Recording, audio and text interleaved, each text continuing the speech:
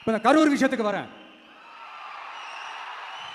கரூரில் என்ன நடந்ததுன்னு அந்த கரூர் மக்களை கேட்டாலே புட்டு புட்டு புட்டு வைப்பாங்க.